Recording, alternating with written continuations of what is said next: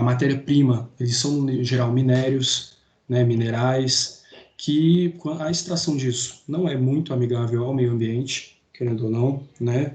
Ali não é prático. A madeira, quando feita de uma maneira responsável, ela é renovável, você ali cortando e deixando crescer, não tem quem faz isso, todos os cálculos, tudo certo, né? Não é uma coisa renovável, a madeira é reutilizável, deixa eu ver aqui, nessa questão também de poluentes, é calculado que na construção civil tradicional, né, que a gente tem aí concreto, aço, ah, é uma coisa muito poluente, né? Libera toda a questão de transporte, de produção, libera muito gás carbônico. Tem até cálculos que dizem, né, isso eu vou ter na referência lá no final, que a construção civil, a verticalização das cidades, o avanço tecnológico disso é praticamente causa de 47% da poluição e do aquecimento, né? A madeira, ela tem uma matéria-prima que, né, como eu disse, é amigável, é, renovável, reutilizável.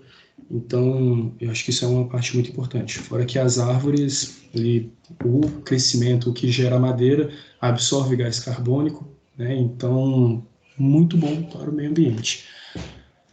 O que mais aqui fala sobre isso? Quando bem cuidado é um material muito resistente, eu também quero mostrar uns exemplos lá na frente. Com bom custo-benefício também já falei sobre.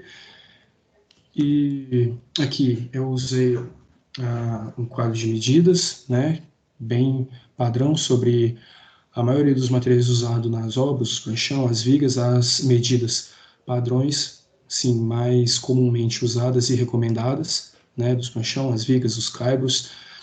Isso não tem muito o que aprofundar, né, mais dados técnicos. Sobre as propriedades físicas, as que mais importam na madeira são essas. A umidade, uma umidade é um fator extremamente, sim, importantíssimo na madeira.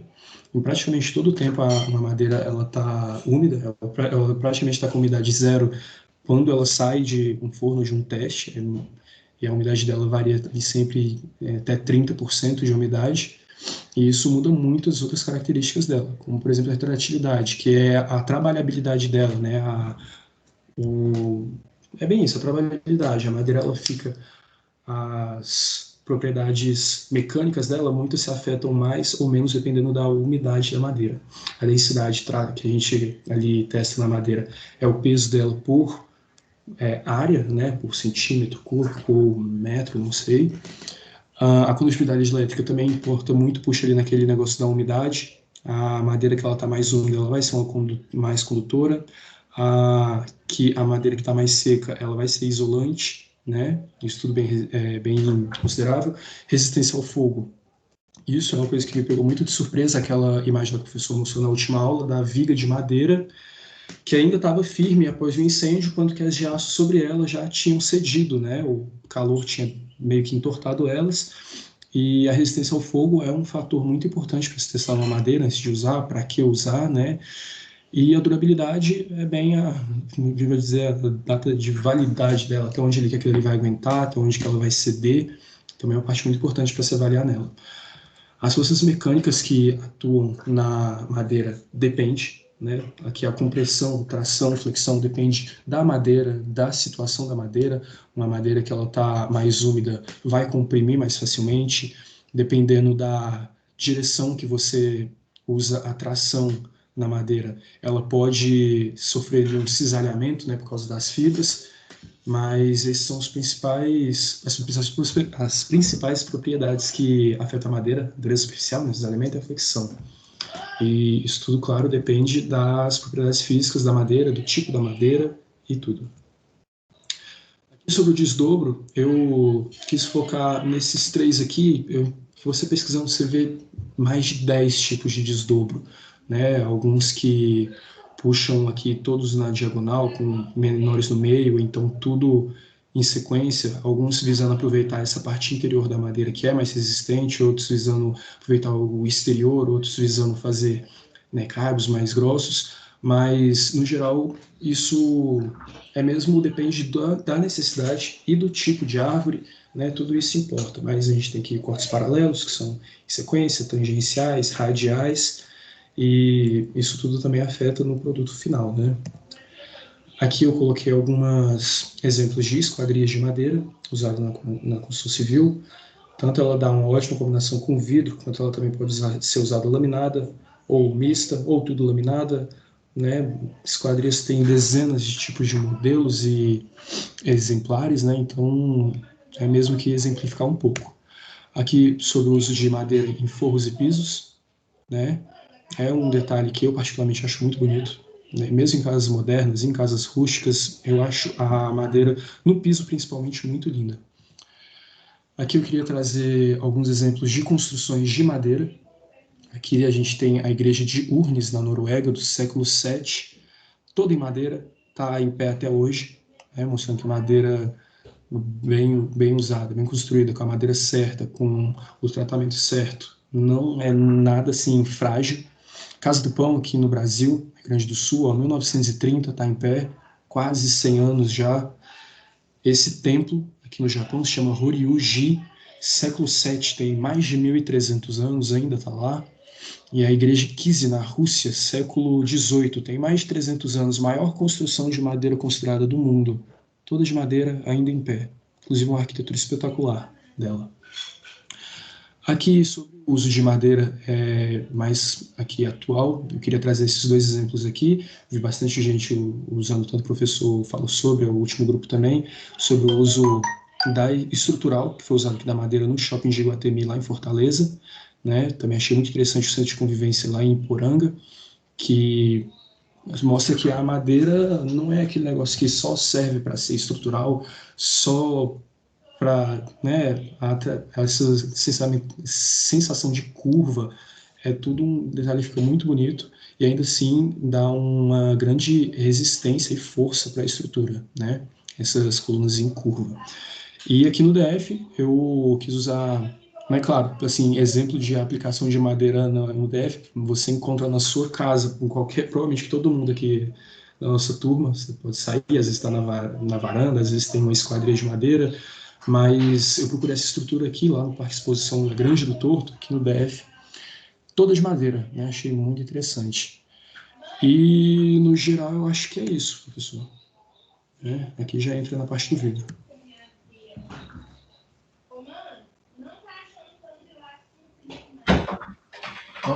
Ok, Felipe.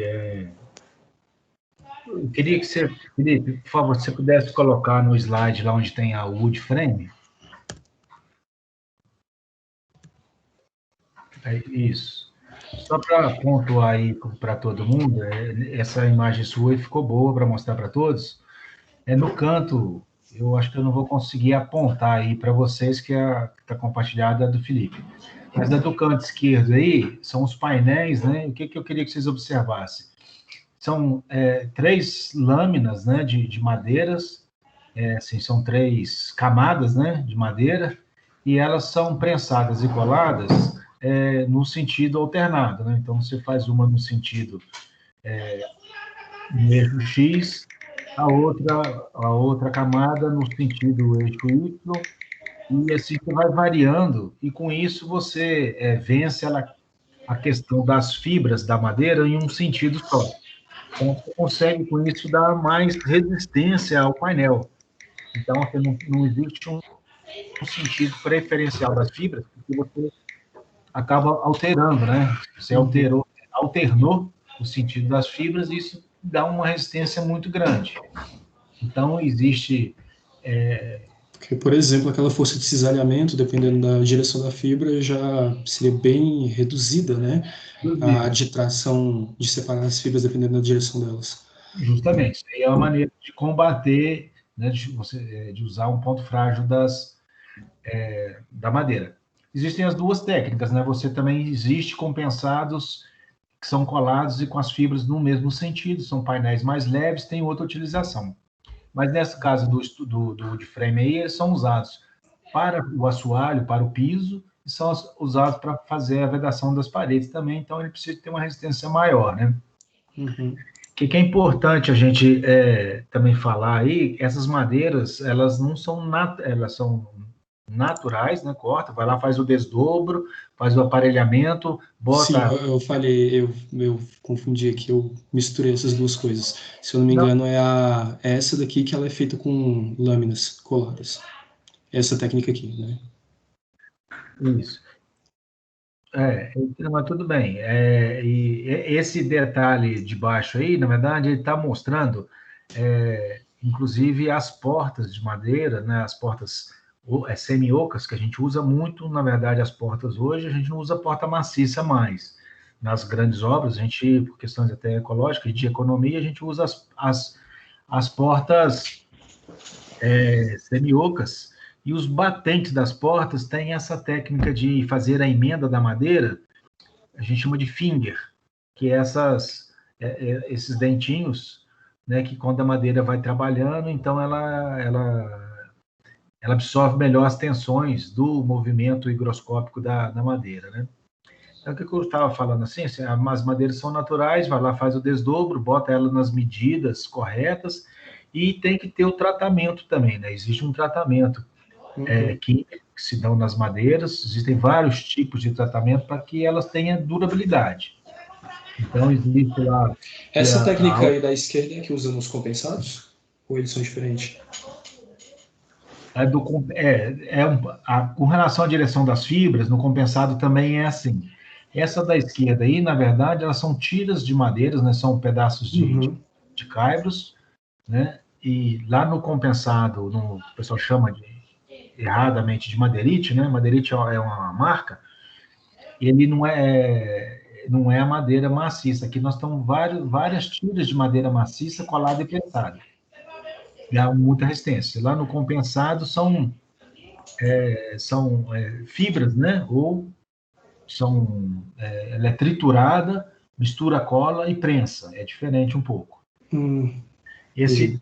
No painel da direita e embaixo do vídeo, onde tem umas chapas, aí essas chapas que está aí, se você conseguir dar uma ampliada aí, ou Aqui? nessa da direita, Isso aqui? vê se você consegue ampliar. Isso. Então, os painéis, eles são cavacos, né? São fibras de madeira, cavacos de madeira, que são também colados e prensados, né? Mistura com cola fenólica e prensa, já é outra técnica de fazer chapas de madeira. Então, assim, não existe um jeito só de fazer, são várias técnicas e cada um se presta a alguma coisa. O fato dela ser várias fibras, né? Aí as fibras estão em várias direções, elas são coladas e prensadas, aí elas são mais leves do que aquela outra que estava mostrando lá, que é mais maciça, serve mais para o assoalho, que ela é mais resistente. Então, com relação a essa imagem aí, eu queria só iluminar um pouco mais para todos aí, e aproveitar na fala do Felipe aí sobre o aço e a madeira com relação ao fogo. A madeira, efetivamente, ela é combustível no fogo, tá, gente? Assim, tanto é que você tem fornos que você usa carvão de madeira para poder aquecer e manter o fogo aceso. Mas a diferença dela para o aço já não é combustível para o fogo, né? Ele não pega, se botar fogo no aço, ele não vai encandecer, ele não vai dar chamas. Mas a diferença da madeira para o fogo é que quando ela queima, gera aquela crosta superficial, protege um pouco o interno da madeira e ela resiste mais tempo ao incêndio do que o aço. Porque Sim, o com aço, certeza. Ela não é infinita, o né? o aço aquece, então as moléculas lá que compõem o aço, os grãos do aço, eles se moldam novamente, então eles ficam mais flexíveis, então existe o rompimento da estrutura antes da madeira, né? Mas aí só que depois que pega fogo a madeira, ela é combustível, aí ela começa a aquecer o fogo, ela vai incendiando cada vez mais, mas precisa de romper aquela casca, aí sim, aí ela vira combustível. Então, é só para vocês terem noção, mas efetivamente, Eu acho que eu me expressei mal, né? Não, não, está correto o que você falou. É que o que eu falei assim, sobre a resistência da madeira fez parecer que ela é mais resistente que o aço, mas não, ela só enrola mais tempo, né? Assim, se estiver pegando fogo, ela vai durar mais, porque vai demorar a chegar no centro. Isso, justamente. O aço, na verdade, ele não vai pegar o fogo, ele vai alterar o arranjo físico das moléculas do aço, Uhum. chama dos grãos do aço, eles vão se modificar, então vão, entre aspas aqui, amolecer, né? Então ele vai entrar, o ponto de fusão dele é mais baixo do que o da madeira. Então ele vai entrar em colapso, né? Porque ela está sob tensão, então. Mas existe também para o aço proteção, você protege o aço, né? Com pinturas, existem algumas revestimentos que você protege o aço para que ele evite esse incêndio aí. Mas tá ok, Felipe. Boa aí. Aliás, pessoal, a Ana chegou. Ela me avisou que ela chegou. Chegou? Uhum. Então, Ana, então você pode assumir aí, falar a parte do vidro, e no final da aula eu vou dar uma complementada na parte do vidro. A parte da madeira eu já falei bastante, falei agora um pouco, e do vidro, Ana, você dá sequência, Ana, e no final eu faço um complementar sobre o vidro aí, tá? Ana, você quer apresentar Ok. aqui desse mesmo jeito ou você quer compartilhar você para controlar os slides? Não, você pode controlar. Porque tá meio difícil aqui para mim.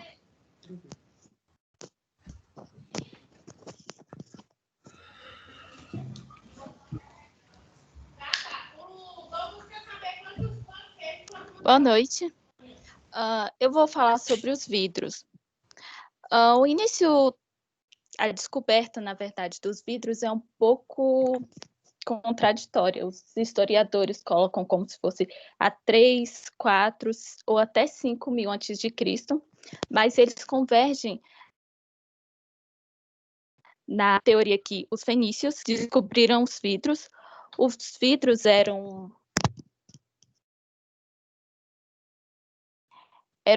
blocos de nitrato de sódio que, ao esquentar, ao fazer as fogueiras e esquentar as suas panelas para comer, eles viam que esses blocos iam derretendo. Então, eles descobriram com isso o vidro. Em 1400 a.C., ele era usado como objetos artísticos e decorativos pelos egípcios, que eles eram até confundidos com pedras preciosas. Os romanos, em 100 a.C., eles utilizavam o vidro como janelas e também eles tinham uma mais finalidade com o vidro. E no Brasil, o vidro foi inserido aqui em 1624 a 1623, com a invasão dos holandeses em Recife e Holanda. E Olinda. Pode passar. Bom, esse primeiro peixe que vocês estão vendo, ele é um artifício egípcio. Já os outros são artifícios romanos. O vaso do meio, ele é feito de pedras semi-preciosas. Já os outros são vasos feitos com a técnica de soprar. Pode passar. A técnica de soprar foi trazida através dos escravos para Roma. Ela era uma técnica em que eles esquentavam o vidro, no caso, por um tubo, um canudo, e iam soprando dentro dele. Ele fazia todos esses formatos, como foi mostrado antigamente. Pode voltar? Ele poderia fazer os formatos, no caso de vasos. Tem esse aqui embaixo, que ele é parecido com o formato de um peixe. Ele também é feito pela técnica de soprar, e esse outro do lado. Eles todos são feitos pela mesma técnica. Pode passar. Bom, os romanos também, eles foram os primeiros a fazer janelas de vidro. No caso, os banhos deles. Nos banhos públicos, tinham essas janelas aqui do lado. Essas janelas eram feitas pela massa de vidro. Essa massa era colocada sobre um molde de madeira e ele era como se fosse untado areia nele. E depois ele era polido ou lixado. Pode passar. Bom, o vidro é uma substância inorgânica, ou seja, é feito de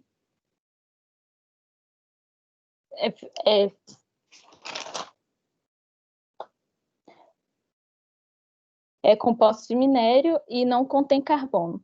Ele também é uma substância amorfa, que significa que ele, no seu estado normal, ele não tem uma estrutura definida, mas somente nas dimensões atômicas, ou seja, eles não são cristalinos.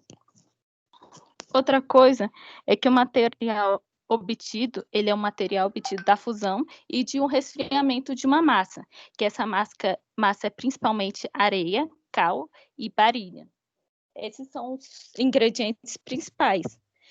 E também pode ser colocados outros ingredientes secundários para provocar um efeito de maior importância, deixando eles mais fortes.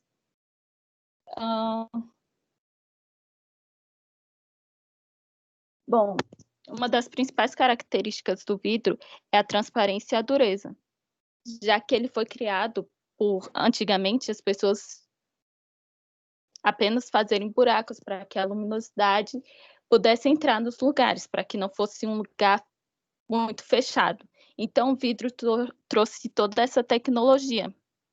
E uma das principais características dele é a inalterabilidade, a dureza, a resistência, as propriedades térmicas, ópticas e acústicas.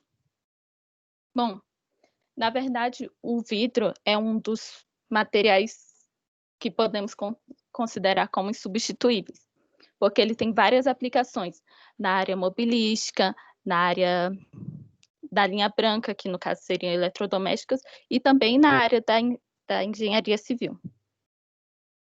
Pode passar. Bom, ele tem várias aplicações na nossa área, que no caso seriam varandas, box de banheiro, coberturas, fachadas, estúdio de músicas, hospitais, laboratórios, portas e janelas. A gente tem uma NBR que é própria para aplicação de vidro, que no caso é a 71199, que ela foi coordenada pelo Comitê Brasileiro de Vidros. Aí eu deixei o link dela, que essa atualização de 7 de 2016.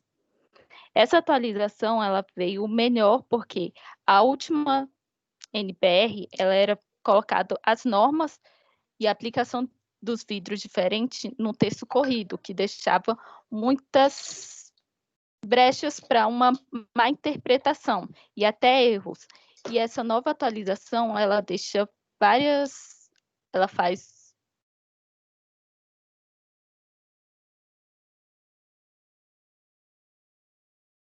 uma tabela a qual fica muito melhor e entendível e deixa menos brechas para erros, no caso. Pode passar. Bom, há vários tipos de vidro. Um deles é o flop. O flop é o mais comum, que ele é liso, transparente, e ele praticamente origina os demais vidros. Ele tem as espessuras variam de 3 a 19 milímetros. Bom, o vidro tem o vidro temperado, que no caso ele é um vidro que ele é feito de 700 a 600 graus Celsius e ele é resfriado de forma igual nas suas duas bases. Ele é resfriado de uma forma mais rápida, para que, no caso, ele seja um vidro de segurança. Isso faz com que, quando ele quebre em pedaços pequenos e pedaços não tão cortantes. E ele tem 100 MPa, a resistência de 100 MPa a 140 MPa. Também tem o vidro laminado. O vidro laminado, ele também é um vidro de segurança e ele contém 2 ou mais chapas de vidro e elas são unidas por uma película adesível, que no caso também é para segurança, porque quando ele quebra, essa película meio que impede ela de se desfazer totalmente. Assim, o vidro temperado ele é utilizado mais em janelas, em vidro de box, em portas e fachadas e móveis. O vidro laminado é mais utilizado em varandas, coberturas e fachadas. Também tem o vidro duplo insulado. Esse vidro duplo insulado, ele é mais utilizado em hospitais, laboratórios, clínicas e estúdios. Vai ter uma foto, eu vou explicar melhor como é que ele é feito.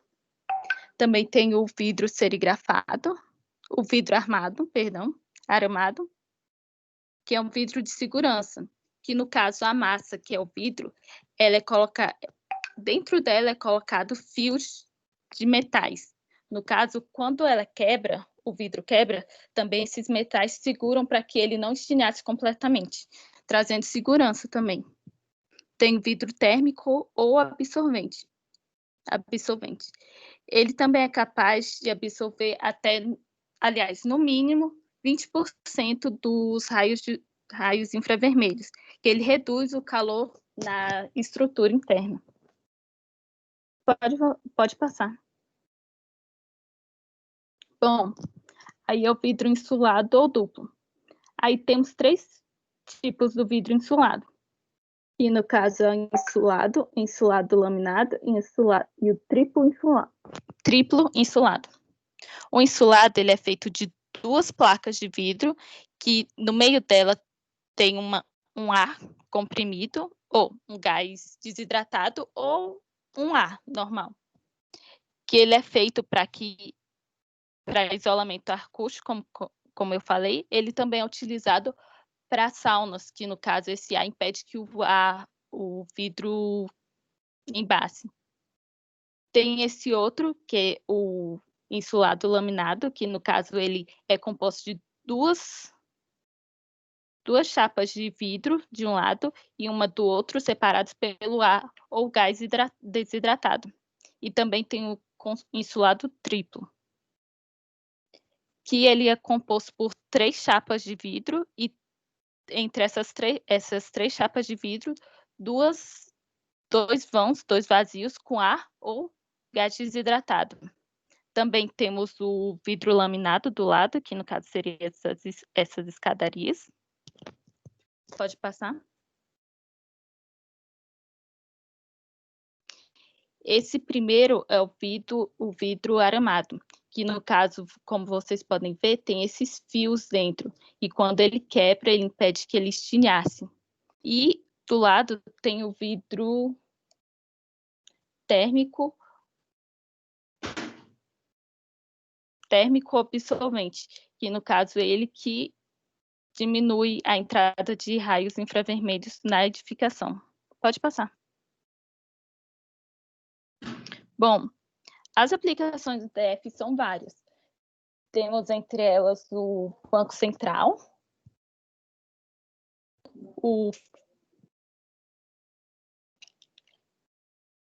Só um momento. O Banco Central, o Estádio Nacional, o Parque de Brasília, o INSS, o Tribunal Superior do Trabalho, o Banco Central e o TRT. E eu queria colocar um mais próximo da gente, no caso de Taguatinga, que esse é o Shopping de Taguatinga, no qual as 2 torres elas são compostas de vidro temperado. E por dentro também, nas escadarias e até nos peitorais, eles são feitos de vidro. Pode passar.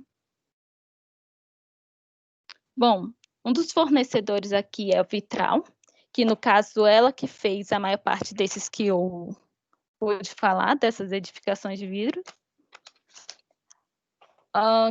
Que no caso ela fica no setor de cargas.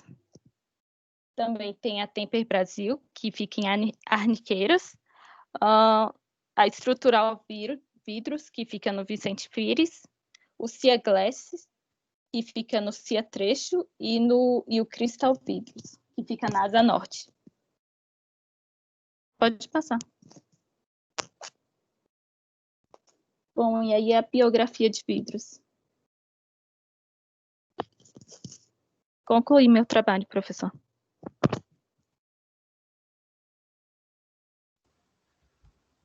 Ana, ok. Pessoal, eu vou só dar uma complementada no assunto de vidro. De madeira a gente falou bastante na aula passada e falamos hoje também. Eu vou complementar aí o assunto. Foi bom ter trazido as normas aí, Ana. É importante a gente estar sempre focando nas normas, né? Tanto para especificar os arquitetos que vão especificar, os engenheiros que vão fazer as aquisições, né, a compra. É importante, você trouxe a norma aí, é importante.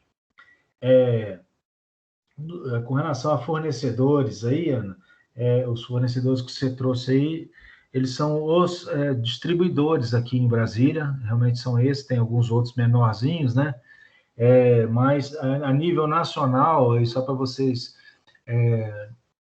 terem uma ideia, assim, que seriam os fabricantes, né? A gente tem a Avibras, que é em Caçapava, no interior de São Paulo, fabrica o vidro, né? E a gente tem a Sangoban, que também fabrica vidro, Santa Marina, alguns fabricantes de vidros, né? Então, mas efetivamente o vidro é muito difícil a gente conseguir comprar na fábrica. A gente realmente consegue comprar via fornecedor, tá?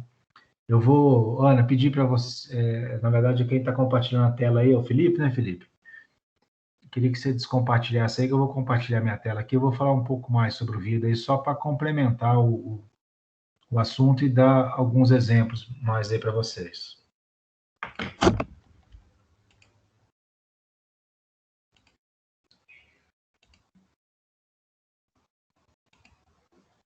Vocês já estão conseguindo ver a minha tela aí? Sim. Só voltando aqui para a gente não perder, a questão, hoje é o seminário Vidros e Madeiras, né? E lembrando a todos que nas provas o material vai ser compartilhado aí com todos, eu vou compartilhar o material. Vão ter questões na prova baseado nos seminários, tá? Então todo mundo tem que estar atento aí, inclusive no material depois que a gente vai postar aí para vocês, tá? Aí aproveitando aqui para a próxima aula também, vai ser hoje é 3, dia 10, né? Então, tintas, vernizes e materiais impermeabilizantes, é o grupo 4 aí, né? Gabriel, Jefferson e a Meg, para a próxima aula. Só lembrando aí, tá? Bom, algumas outras normas aí dos vidros, né? Que a gente tem aí a 7199, que foi que a Ana trouxe. A gente tem uma norma específica sobre vidros laminados. Professor, Sim. os dois meninos desistiram da sua matéria. Eu tô sozinha, tá? Mas você conseguiu fazer o seu trabalho? Fiz sim. Então tá. Tá bom? Tem mais peso aí para você, tá? Voltando aí às normas, a gente tem a 14697 que fala só sobre vidros laminados, eu vou explicar um pouco mais sobre eles aqui. E o 14698 sobre vidros temperados, tá? Então, o histórico aí, a Ana já falou, a questão dos fenícios, dos romanos, só queria colocar uma coisa para vocês, assim, com relação à estrutura molecular dos vidros, a Ana falou que ela é amorfa, assim, não tem uma forma definida nas moléculas, no nível atômico dos vidros, e vocês vão encontrar na literatura algumas dizendo que o vidro vai se encaixar mais como líquido do que como um sólido. E isso é verdade. Na verdade, seria um líquido com viscosidade muito baixa, tendendo a infinito, por isso que ele tem esse formato. Essa questão do vidro ser líquido e não sólido foram encontrados aí hoje a nossa tecnologia de fazer vidro é diferente a nossa técnica é mais apurada do que a dos antigos, né? Então os fornos são aquecidos a temperaturas maiores, então, mas foram encontrados vitrais antigos onde o vidro, né, e ele nas janelas em pé, na parte da base dele, ele seria mais gordinho do que o topo dele, simulando assim, como se fosse um escorrimento ao longo dos anos, né? Então, vocês vão encontrar então na literatura alguns livros falando que o vidro é líquido, não é sólido, tá? Eu vou passar um vídeo rapidamente aqui para vocês, só para vocês entenderem como é a fabricação do vidro. Tá? A Ana falou um pouco aí da técnica de sopro. E, no caso nosso, da construção civil, a técnica ela é um pouco diferente, que é a fabricação dos vidros float, a Ana falou, e do vidro float ele vai desdobrar em outros tipos de vidros. Então, é um videozinho de 7 minutos aí, rapidamente, depois eu dou a sequência. Vamos lá. E por dentro das máquinas, para descobrir como é possível.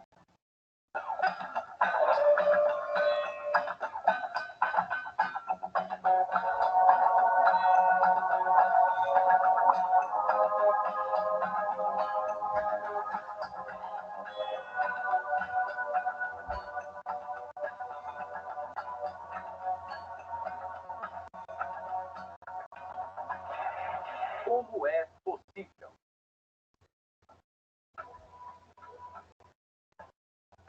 Invisível, mas essencial à vida moderna. Inúmeras vidraças deixam penetrar a luz e mantêm o vento e a chuva de fora. Elas são uma parte essencial da nossa paisagem urbana, embora sejam incrivelmente frágeis. Produzir uma vidraça sem riscos e clara como cristal requer uma precisão delicada. O vidro apresenta alguns desafios à engenharia que até os peritos admitem que os confundem. Fabricar vidro é classificado como uma arte negra por causa das partes do processo que nós, na verdade, ainda não entendemos em grandes detalhes. E então, como os bruxos modernos que fabricam o vidro conseguem? Bem-vindo a Pinkleton, em St. Helens, na Inglaterra, um dos maiores produtores de vidro do mundo. O vidro deles é usado em tudo, de para-brisas de carro a edifícios. Antigamente, o vidro derretido era espremido entre cilindros para chegar ao tamanho desejado, mas isso deixava riscos profundos que precisavam ser polidos à mão. Não é mais assim. Hoje em dia, a Pinkleton fabrica vidros começando do nada, sem nenhum arranhão, e fazer isso requer perícia. Tudo começa no que chamam de extremidade quente da linha de produção, a fornalha. Aqui o principal é colocar a areia. Mais de 50% da composição do vidro é de areia, e isso devido à maneira como a areia derrete. No calor de 2.000 graus centígrados, a areia ou sílica, para dar seu nome correto, passa do estado sólido para o líquido. E como em um passe de mágica, no estado líquido, as moléculas se separam e deixam penetrar a luz. O problema é que quando ela chega a essa temperatura, fica instável, parecendo lava derretida. Então, um dos maiores desafios é encontrar formas de baixar o ponto de fusão e estabilizar a mistura. É o que fazem os outros ingredientes do vidro: o carbonato de cálcio, o calcário e a dolomita. Mas na fornalha o processo não está completo até o ingrediente final, tão importante quanto os outros e tão abundante quanto a areia: o vidro em si. O vidro moído se chama cullet. Ele é jogado na mistura de areia e pronto. Isso abaixa a temperatura de fusão para mais estáveis 1.600 graus centígrados. E é nessa temperatura que o vidro que conhecemos nasce. Mas como se transforma vidro derretido em uma placa lisa e uniforme de vidro? A resposta, bastante surpreendente, é que ele é posto para flutuar em instantes. Este método de fazer vidro se chama processo de flotação e acontece dentro de uma câmara que tem todas as propriedades de uma bomba. Ali dentro, lingotes de metal são derretidos em um banho quente. A superfície da lata é perfeitamente lisa e quando se estica o vidro sobre a parte de cima, se produz a mesma superfície lisa. A razão para se usar estanho é que ele derrete em baixa temperatura e tem um ponto de ebulição muito alto. E por ser mais denso que o vidro, os dois podem compartilhar o mesmo banho sem se intrometerem no caminho um do outro. Mas aproxime-se com cuidado, porque para impedir que o vidro grude na lata, usa-se uma mistura pesada de nitrogênio e hidrogênio. A fita de vidro agora está lisa, mas o trabalho árduo não acabou. Esses rapazes estão prestes a mudar a largura do vidro. Para isso, ele precisa passar por uma sessão de esticadas e puxões, mais estafante que uma massagem russa. Está bem. Os cilindros de cima podem ser ajustados, empurrados, puxados, adiantados ou retardados. Fora do banho, o mecanismo é ajustado manualmente segundo dimensões precisas. Se a velocidade aumenta, o vidro fica mais estreito e mais fino.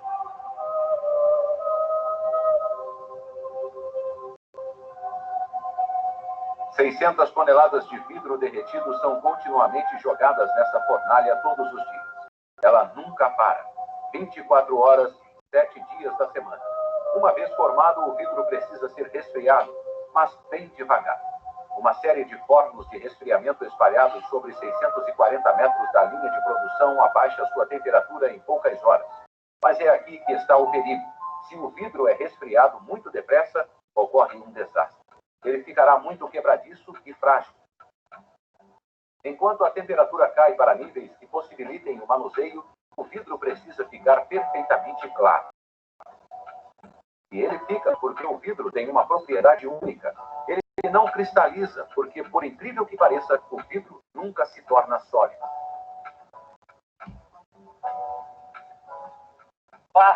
O vidro é classificado como um líquido superrefrigerado na medida em que nunca atinge completamente uma forma estável. Se você o puser na sua janela, daqui a 20 anos, ele estará ligeiramente mais grosso no fundo do que quando foi instalado. Então, as janelas que nós olhamos, na verdade, são viscosas. Tecnicamente, elas ainda são líquidas. Qual é o segredo dessa alquimia misteriosa por trás do vidro?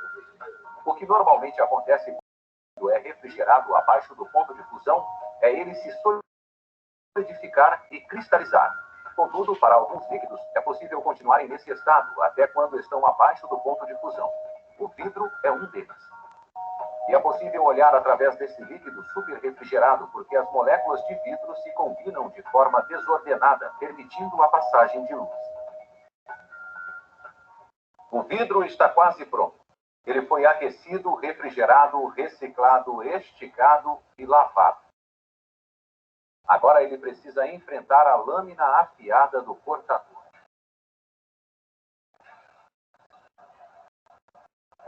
Cortadores automáticos cortam o vidro em cacos utilizados. Beiradas marcadas são eliminadas e ele segue para o armazém.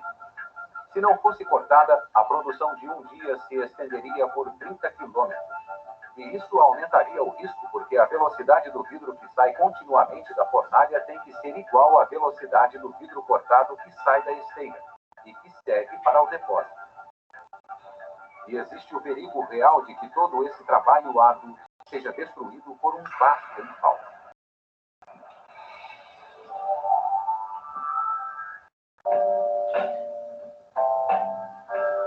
Agora todo o vidro está em pé e unido. Pode ver que ele parece esverdeado. Isso é intencional e algo que você deve agradecer. É devido ao óxido de ferro que foi deixado no vidro. Isso impede que os raios de luz manchem os tecidos, salvando seus móveis.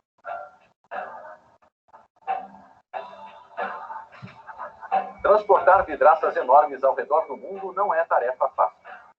Eles precisam ser transportados por caminhões especiais que mantêm os engradados inteiros e bem presos no lugar.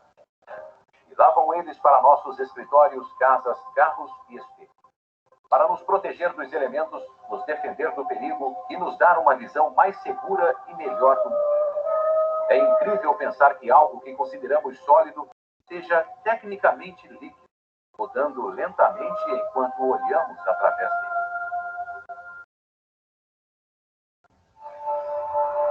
E eu percebi que precisava tomar uma decisão.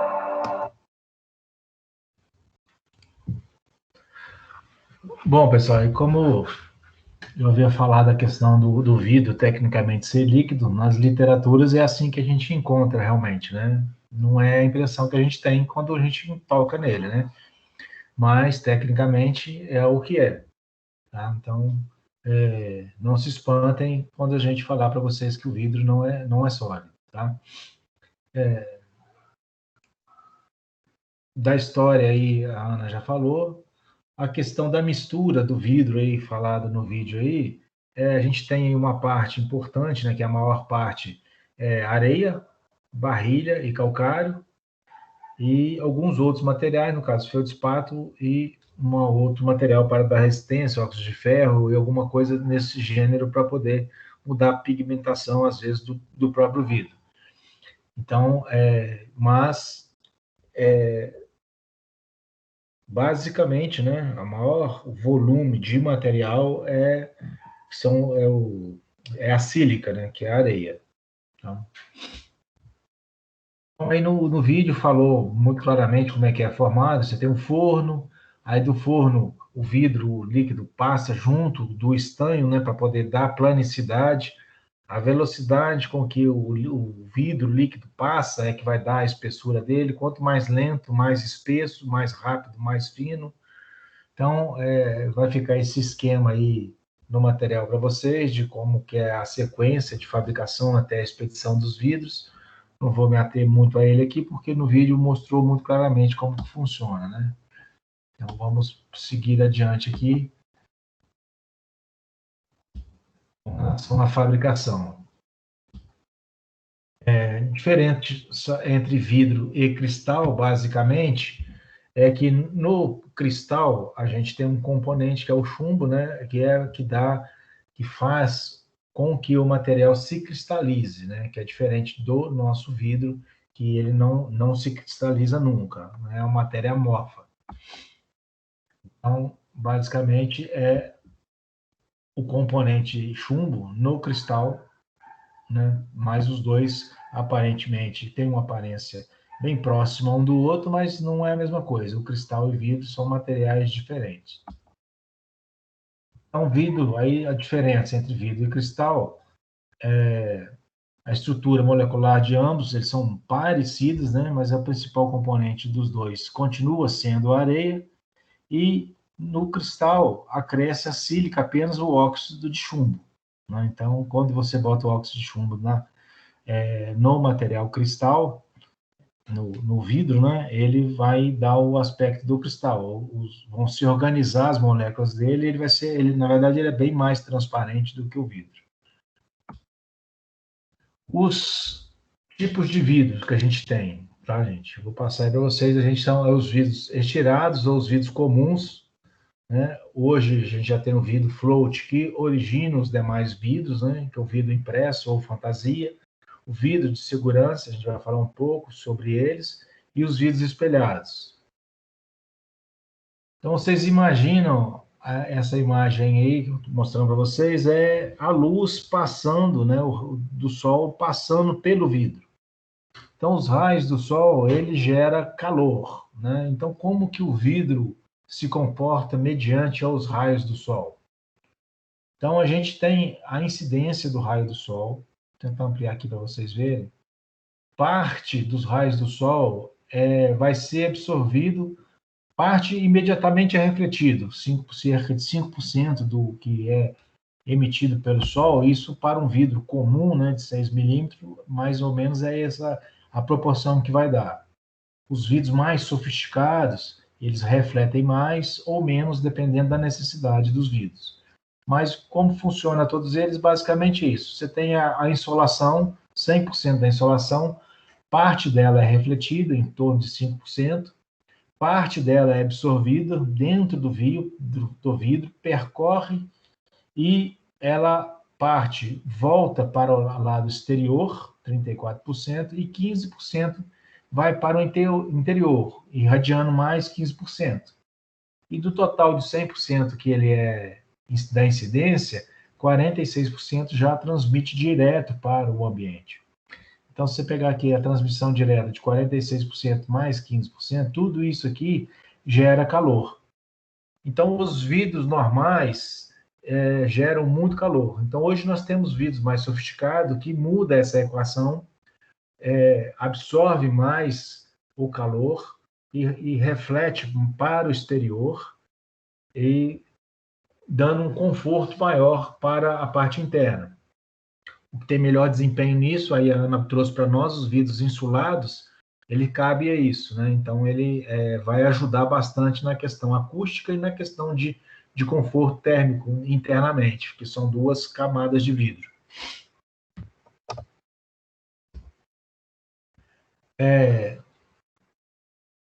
A gente tem os vidros termorrefletores, tá? Que é à medida que ele vai gerando calor, dependendo das propriedades do vidro, ele vai alterando a sua cor, tá? Então, nos tons de amarelo, azul, bronze, verde, fumê, a cor dele vai variar de acordo com a temperatura, né? Então, é por isso que esse nome, termo de calor, né? Refletores. Então, reflete uma cor em função do calor que ele está recebendo. Os vidros impressos ou os vidros fantasias, né? Desenvolvido através de um processo onde uma das faces do vidro ele recebe um molde, dependendo que tem um desenho, né? Um desenho pontilhado, um desenho mosaico, vários tipos de desenhos. De um lado ele vai ser liso e do outro lado, da outra face, ele vai ter uma impressão, como se fosse uma impressão sobre eles. Por isso que chama de vidro impresso ou vidro fantasia. Aí nós temos uma imagem de vidro fantasia para vocês olharem. É a parte colorida, né? E tem o vidro fantasia branco pontilhado aí também nessa imagem.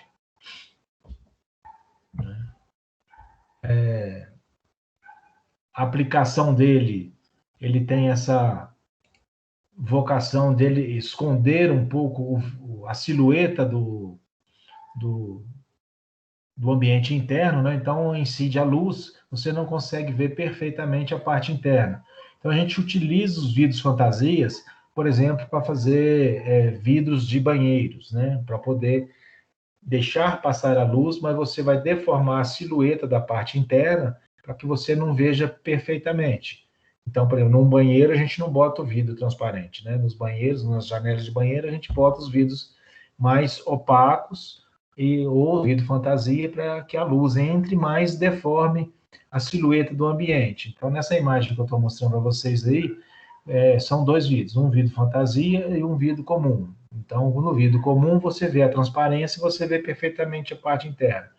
E no vidro comum você vê a silhueta, mas você não identifica corretamente. Então, ele é indicado para esses ambientes onde a gente quer dar uma certa privacidade. Aí a gente tem vários tipos de vidro fantasia, tá? Eu vou mostrar algumas para vocês terem uma noção de quais são esses tipos.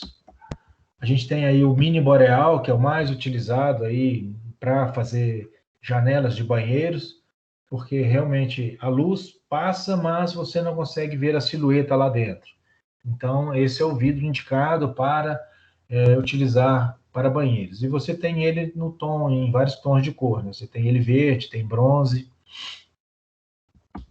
Aí você tem o vidro pontilhado, essa textura da imagem que vocês estão vendo aí, também ele esconde a silhueta, a luz passa, mas você não vê a silhueta interna, né? Você tem o vidro astral, que tem esse desenho cheio de ranhuras. Esses nomes, eles podem variar por região, tá, gente? Mas aqui, na nossa região, comumente tem esses nomes. Então, o astral tem essa textura que vocês estão vendo. Tem o vidro mosaico, do lado, sempre nesses vidros fantasias, de um lado ele vai ser liso, e do outro lado é que vai ter essa estampa que vai deixar a luz permear, mas vai atrapalhar a visão interna, né? E esse é o objetivo dele. Tem o vidro ártico, né? Ou às vezes chamado também de vidro martelado. O vidro estilo granito, que é parecido com o pontilhado, aí depende da região que a gente está, cada lugar fala de uma maneira. A gente tem o vidro canelado, né? Também é liso, numa face é liso e da outra ele tem uma ondulação, ele também atrapalha a visão interna, né? Tem esse objetivo de não deixar permeia a luz, mas a visão não tem tanta transparência. Essas deformações que tem nos vidros, que é provocada pelos vidros, elas atrapalham a visão. No vidro plano, nas duas faces, a visão é perfeitamente se vê do outro lado sem deformações. Então, quando você pega um vidro e começa a curvar, Então, lá na física, quando a gente estudou a questão das imagens, né, no espelho, que a gente via a identidade, né, então via que tinha deformações nos espelhos, e essas deformações são dadas pelas curvaturas. Então, o interior, né, você acaba não enxergando direito. O objetivo do vidro é esse, desse vidro fantasia, né? Nós temos os vidros de segurança, aí por questões de norma, gente, também a Ana falou aí. Professor, Sim, a tela tá travada. tá travada? Qual que vocês estão vendo aí?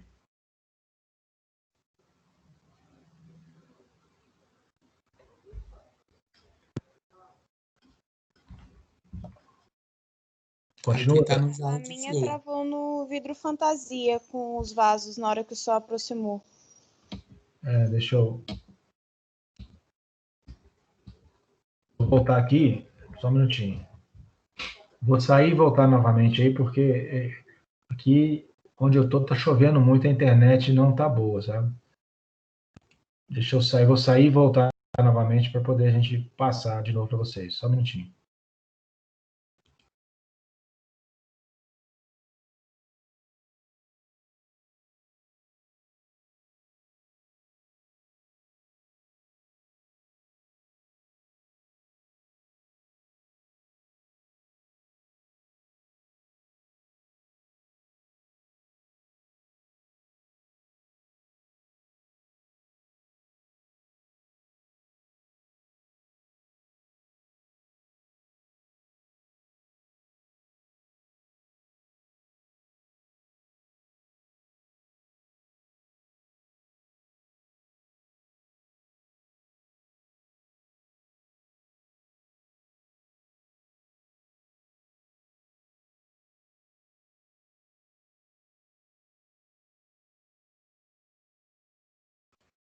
Vocês conseguem ver minha tela agora?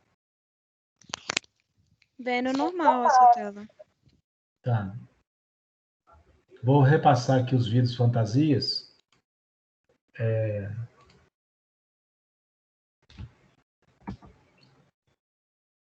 O tipo de vidro para vocês. Tá aparecendo aí o mini boreal para vocês? Tá sim. Tá. Então a gente tem esse vidro aí mini boreal. Aí repetindo a fala aí, as deformações, ele é liso de uma face, todas as fantasias serão assim, liso de uma face e estampado do outro lado. Essas estampas provocam ondulação e essas ondulações deformam a visão interna, então você acaba não vendo a parte interna do ambiente. Então o objetivo dele é essa mesmo. Então você tem vários tipos, a aplicação dele é para aqueles locais onde a gente quer que isso a gente não quer ver inteiramente o interior, né? Então, por exemplo, uma janela de banheiro é adequada a gente usar, por exemplo, esse vidro mini boreal. O vidro pontilhado, o vidro astral, o vidro mosaico. A tela está mudando tranquilamente aí para vocês?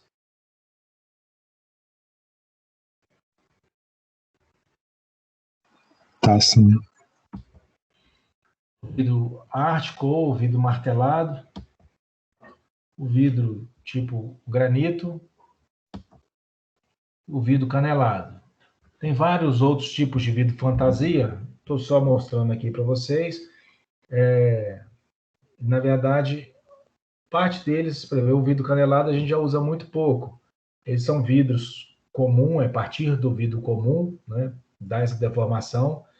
E eles, quando quebram, eles provocam, o caco do vidro fica muito grande e ele é cortante, né? Corta muito.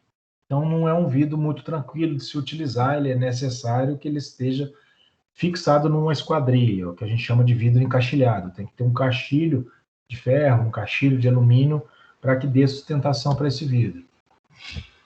E a gente tem os vidros de segurança, que existe a norma de segurança de vidros, que são vidros utilizados onde o ambiente propicia questões de de acidentes, por exemplo, né? Então, normalmente os vidros de segurança, eles vão quebrar, quando quebrar, eles vão, o caco do vidro vai ser em menor tamanho, normalmente não corta, não vai dar os estilhaços que vai cortar a gente, eles são mais resistentes. Então, por exemplo, numa fachada onde você adota o vidro, precisa que seja um vidro de segurança, não pode ser o vidro comum. O vidro que está no ambiente, em multipavimentos, né? Um apartamento, por exemplo, o vidro de uma janela que vai na altura do piso, ele precisa que seja um vidro de segurança, que corre o risco de bater alguma coisa e ele quebrar, né? Então, é usados em balcões, é utilizados em guaritas, é utilizados em muros de vidro, quando a gente faz muro com vidro, bota o vidro no muro, né? Então, eles têm vários tipos. É o laminado, temperado, o vidro aramado, laminado, temperado. Esses são os vidros de segurança. E cada um tem uma destinação para eles, né? Os vidros temperados, a forma de fazer o vidro é o vidro float, onde ele é levado novamente num forno, eleva a temperatura dele muito alta e resfria rapidamente. Isso gera um rearranjo dos grãos, né, das moléculas dos vidros, traz uma resistência maior para ele. Então, esses são os vidros temperados. Ele pode ser temperado termicamente, né, nas têmperas, ou quimicamente. Quando o vidro é menor do que 3 milímetros, não tem como levar ele numa têmpera, aí faz o tratamento dele quimicamente. Então, a utilização deles, normalmente, os vidros temperados, a gente utiliza nas portarias dos prédios, em box de banheiro. A aparência dele visual, ele é transparente, né? Também. Tipo de acabamento são os vidros liso float, né? Ou os impressos, né? E quando ele é abaixo de 3 milímetros, ele tem que ser temperado quimicamente, tá? Menos de 3 milímetros a gente não consegue vidros, tá? Aí outros exemplos de vidro temperado, fachadas, esquadrias, né? Detalhe que a gente tem que saber também que é diferente são os cortes dos vidros, a borda do vidro, né? Como que é tratada essa borda. Então, ela pode ser um corte reto, que não é o comum, né? Ele pode ser filetado, que tem as bordas chanfrada, 45 graus, pode ser lapidado arredondado ou lapidado chanfrado. Tá? Isso aí por questões de segurança. O vidro, quando ele não é encaixilhado, ou seja, quando não vai uma esquadria nele, ele precisa que a borda seja lapidada, né? Quando a borda for ficar exposta. Senão ele vai machucar o usuário. Então, existe esse tipo de lapidação da borda para que ele não machuque o usuário, tá? Aí existem vários formatos, tá? Vou deixar esse material para vocês aí. Formato de canto, meia esquadria, canto reto, cantos arredondados, o canto que a gente chama de canto moeda, né? E a lapidação, tá? Vou deixar essa tabela aí para vocês, para depois vocês olharem, só para vocês visualizarem como que são essas lapidações. Então, por que faz a lapidação das bordas? Aí, repetindo, é para não machucar o usuário. E, em alguns casos, uma questão estética também, para fazer molduras, né, nos espelhos e vidros, gerar um emolduramento no próprio vidro, né? Agora, quando o vidro ele é encaixilhado, quando ele vai para dentro da esquadria, deixa eu mostrar, por exemplo, aqui, ó, nessa janela, essa porta aqui, ó, o vidro está por dentro da esquadria, você não está vendo as bordas. Então, não necessariamente você precisa de lapidar as bordas. Comumente a gente pede para lapidar, porque na produção, na hora que vai montar as esquadrias, pode machucar o operário. Mas na obra, como ela está fixo dentro da esquadria, então a lapidação ela não é necessária, né?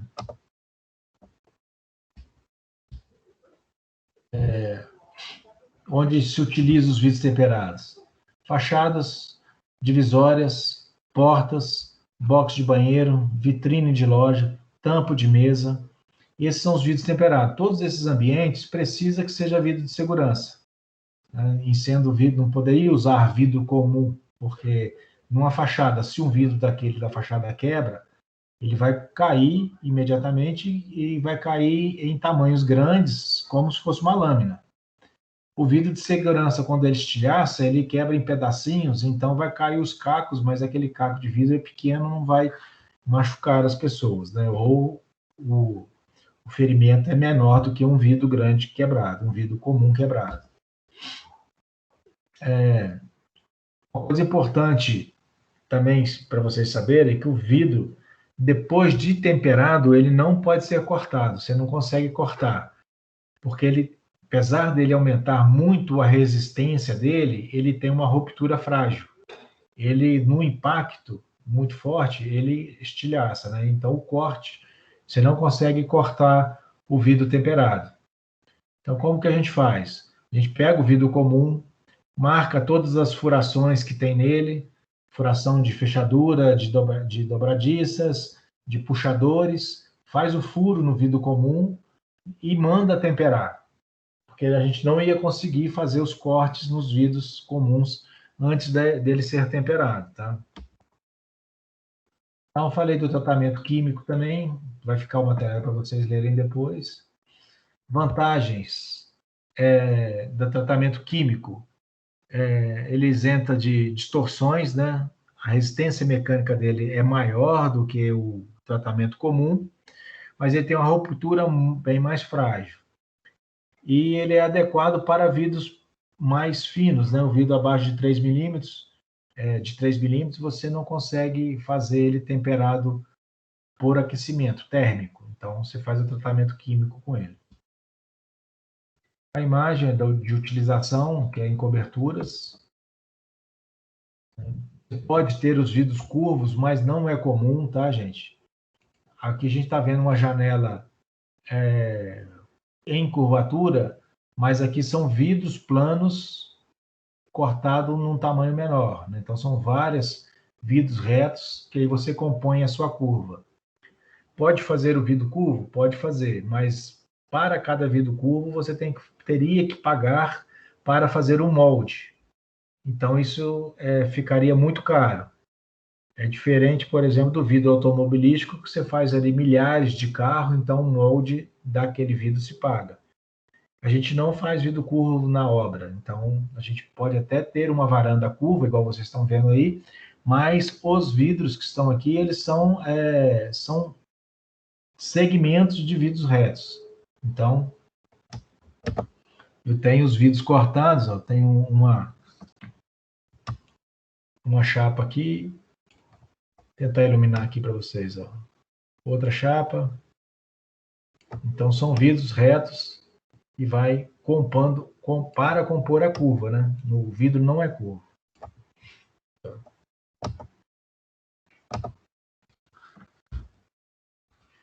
Utilização também na escada, apesar da escada estar curva aí, os vidros são segmentos de vidro reto, aí são vidros temperados também. Temperado para fachada e para esquadrias. Você não pode utilizar vidro comum, por exemplo, nas janelas onde está no nível abaixo de 1 metro. Por quê? Por exemplo, portas e janelas, porque pode bater uma vassoura ou com o próprio pé, bater e quebrar o vidro. Então, por norma, e o bombeiro vai exigir isso da gente, é que o vidro de baixo seja temperado, ou temperado ou laminado. Os de cima, no caso desses aqui, como ele é encaixilhado, ele pode ser vidro comum, mas os que estão abaixo de 1 metro, ele tem que ser temperado. E nas fachadas não tem jeito, a gente tem que usar vidro temperado. Temperado ou laminado. Divisório de box, são mais exemplos. Agora, o vidro laminado. Qual que é a diferença do vidro laminado temperado para o vidro temperado? É que você usa duas ou mais camadas de vidro, que pode ser vidro comum ou vidro temperado, e ele é colado com uma película transparente de PVB, que é o polivinil butiral. E ele vai colar uma placa na outra, e se essa placa quebrar, por exemplo, essa película é que vai ser a responsável para evitar que haja a queda do vidro, né? Ele vai ficar igual um vidro de automóvel, a gente já viu quebrar. Então o vidro ele não explode, assim, ele não sai para longe, né? Ele vai ficar preso na película. Todo vidro quebrado fica preso na película ali. Por isso que ele é o vidro de segurança. Pode ter 2 camadas ou mais camadas, tá? Dependendo da nossa utilização e da resistência, do impacto do vento. Prédios muito altos precisam de vidros mais resistentes, prédios mais baixos, a incidência de vento é menor, então os vidros podem ser mais finos. O vidro laminado são utilizados também para o vidro à prova de bala. Aqui a imagem do vidro laminado, 2 camadas e múltiplas camadas. Vai usar mais camadas à medida que a necessidade de resistência vai aumentando. Tá? Comumente, os vidros que a gente tem nos prédios aqui em Brasília, de varanda, por exemplo, é laminado 2 camadas. Aí usado em coberturas também, usado em escadas. A Ana apresentou uma escada parecida com essa aí na imagem dela. Eu acho que essa é a mesma imagem que eu estou mostrando aqui agora. Então, esse é o vidro laminado. Então, você tem uma lâmina colada com uma película PVB aqui no meio. Ela é incolor e transparente. E você cola o outro vidro. Tampas de mesa. Para fachadas. Imagina a responsabilidade de uma fachada dessa aí, onde o vidro... Aqui é uma fachada que a gente chama de pele de vidro. Todo ele em vidro. Então, esse tem que ser um vidro de segurança. A gente não pode utilizar um vidro comum numa fachada dessa aí, por exemplo. Tá? Piso de escada. Coberturas diversas. Aqui uma imagem só para impactar a questão da segurança, né? Um vidro que às vezes a pessoa dá uma joelhada nesse vidro e ele tem que resistir a esse tipo de impacto. Então é o vidro de segurança. O vidro aramado também é um vidro de segurança. Ele é utilizado em ambientes, por exemplo, na rota de fuga, escada anticâmeras de escada de incêndio, onde você pode ter a chama do fogo externo. Se aquele vidro explodir, por exemplo, ele vai ficar preso no arame e ele não vai voar nas pessoas, não vai estilhaçar, né? Vai ficar preso no arame, é um vidro de segurança. Então, são 2 lâminas com arame dentro. Esse é o vidro aramado. Aí a imagem do vidro aramado. E a imagem dele, quando ele quebra, o vidro vai ficar todo trincado, mas vai ficar preso na estrutura de arame. Ele não vai se soltar. Mais uma imagem do vidro aramado para vocês. Utilização em cobertura, por exemplo, também. O vidro à prova de bala, ele, dependendo do calibre da bala que se propõe a que ele seja resistente, aí vai aumentando o número de camadas das lâminas. Então, vai uma camada de vidro, o PVB, uma camada de vidro, o PVB, outra camada, e assim você vai aumentando. Então, não é muito comum a gente utilizar, né? Na construção civil, a gente utiliza em bancos, guaritas, a gente usa esse tipo de vidro aí.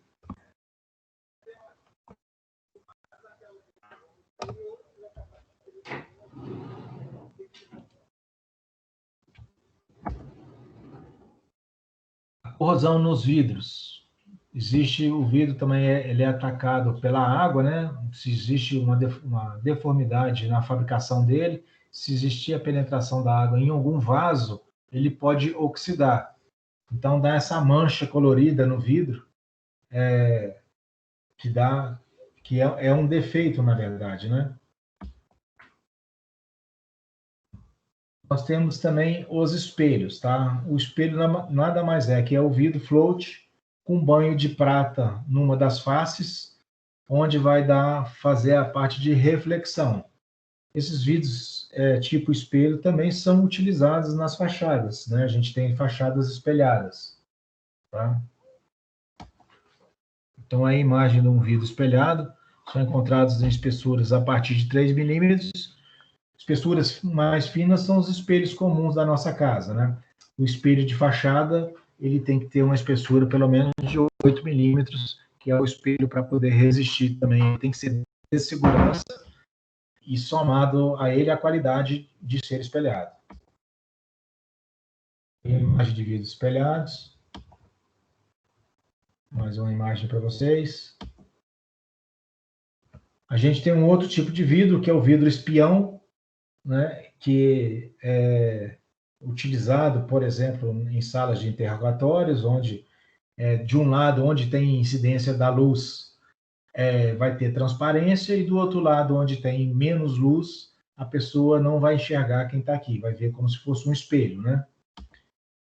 Então, o que acontece é basicamente isso. Ele tem um pouco de banho de prata nele, mas ele é translúcido, você consegue ver. Então, você diminui a luz de um lado do ambiente, onde vai ficar as pessoas que não querem ser enxergadas, e do outro lado, a pessoa vai ver como se fosse um espelho. É o que a gente chama de vidros espiões.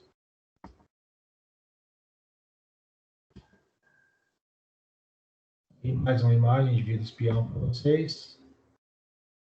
A gente tem também, na construção civil, aí, os tijolos de vidro, né? Eles são tijolos decorativos, eles não são autoportantes, eles não podem receber tensões da estrutura, né? Mas eles são utilizados para poder passar luz para o ambiente e serve de vedação, né?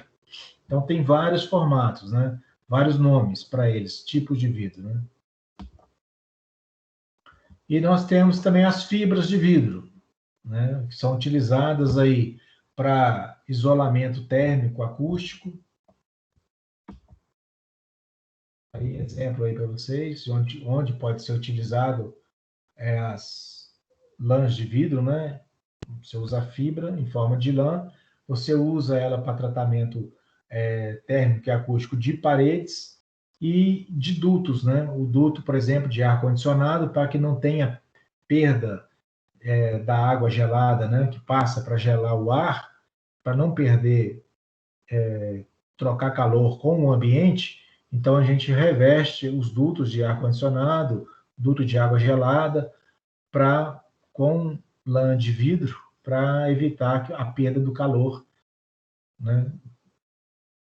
E você não perder o ar frio que está sendo conduzido na tubulação de ar-condicionado, por exemplo.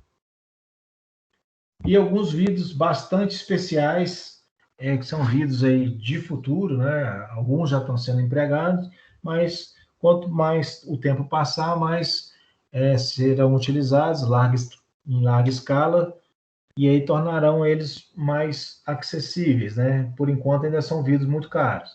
A gente tem os vidros eletrocrômicos, que você passa energia elétrica dentro do vidro e ele altera a colorimetria dele, a cor dele vai alterar. A gente tem os vidros termocrômicos, que o que faz alterar a cor do vidro é o calor. E os vidros fotocrômicos, que faz alterar a tonalidade do vidro, é os fótons do sol, né? A luz solar é que vai fazer essa alteração. Então, alguns exemplos para vocês, ó, de vidros coloridos, mas passa uma corrente elétrica nele, né? Que faz alterar a cor do vidro. Quando você tira a corrente elétrica, ele vai ficar transparente na cor branca. Aí, quando você incide a cor elétrica nele, incide a energia elétrica nele, uma amperagemzinha baixa, ele vai alterando de cor.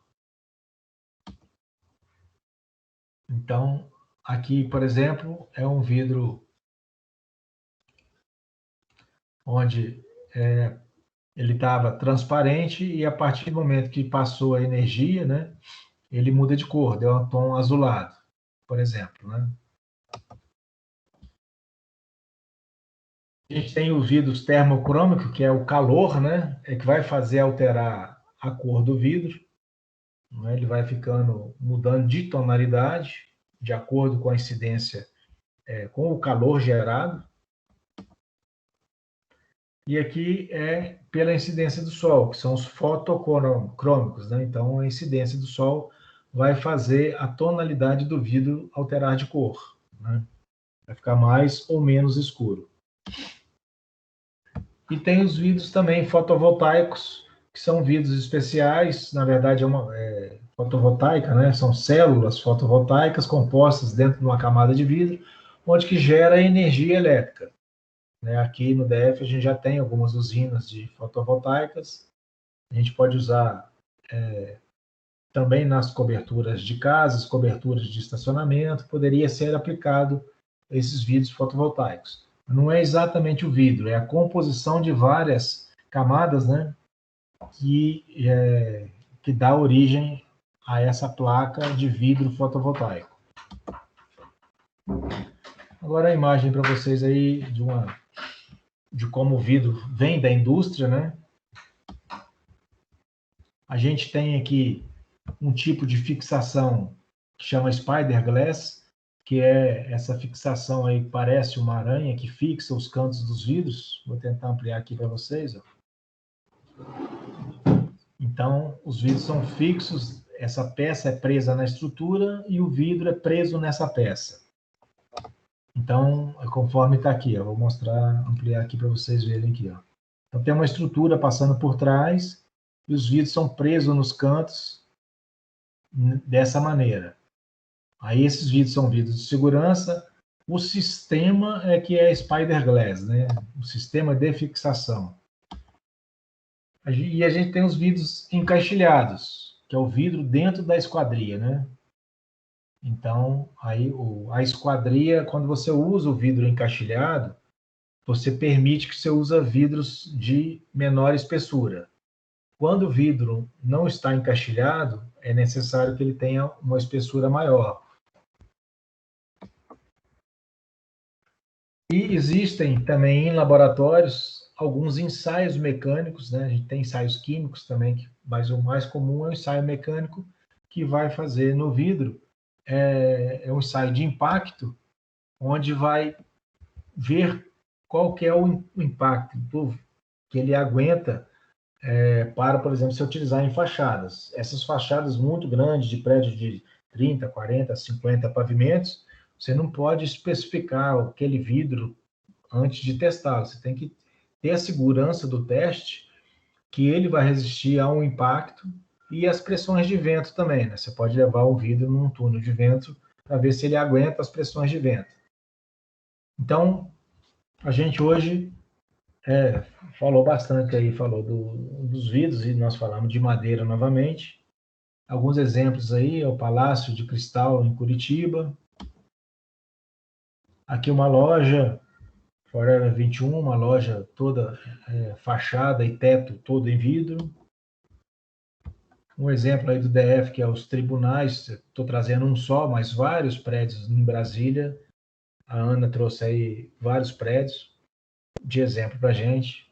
Então, a gente não pode dar a conotação do vidro como uma coisa comum. Na verdade, é uma peça bastante técnica que a gente tem que tomar cuidado para especificar o vidro e para manusear e instalar esses vidros, né? Então, não é uma coisa tão comum assim, a gente não pode relegá-lo a um plano assim, só é um vidro, né? Na verdade, existe muita técnica em cima desses vidros aí. E não importa a qualidade não importa o tamanho da obra. Você tem vidros em obras populares, na nossa casa, e tem vidros em obras sofisticadas. Então, a gente tem, para cada tipo de situação, um tipo de vidro a ser especificado.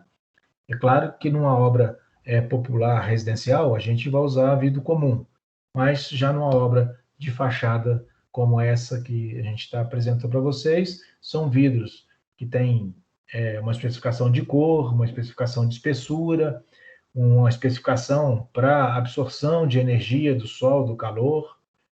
Então, existe muita técnica em cima da especificação de vidros. Tá? A gente não consegue esgotar o assunto, mas o que eu tinha para passar para vocês sobre vidros, de modo complementar ao que a Ana apresentou aí, o grupo, a Ana e o Felipe, né? Era isso, tá, pessoal?